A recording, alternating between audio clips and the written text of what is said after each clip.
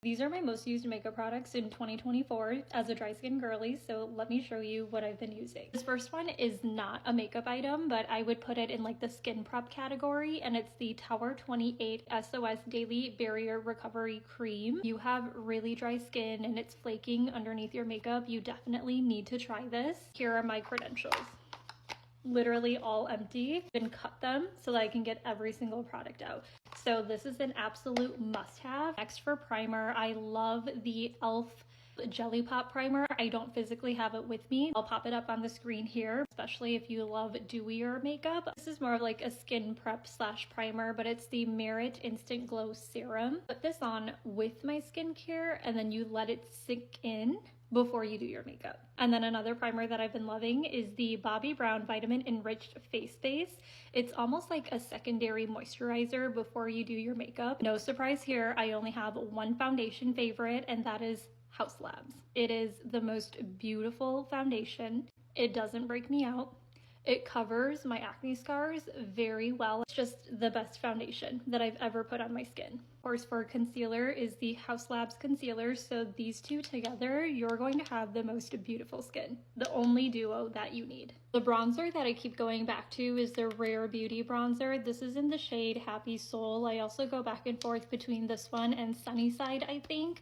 But this is probably like my fourth one this year. It blends like butter. I do have a couple blushes. I love blushes. That's probably like my favorite category. I have three that I've been using. First of all is the Patrick Ta blush. This is in the shade She's Flushed. There's a powder and a cream. So that's the blush swatch right there. I also love Haus Labs as well. This is in the shade Fire Moon. And if you love that like bronzy blush color, I would say this would be that.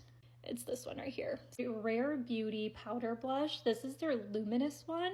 I actually have it on my cheeks today, but in the summertime, I wore it almost every single day. This is in the shade Happy. I have a couple more, but this is my favorite shade. I almost use it more as like a highlighter. It's right there. They're all so beautiful. For bronzer, I don't have a favorite bronzer. Like the one that I've been using the most is from Makeup by Mario. This is their Soft Sculpt bronzer in the shade Light Medium, and it's the powder version. I think there's like a cream version as well, but this is the powdered one. Palettes, I love the Ambient Light palette from Hourglass.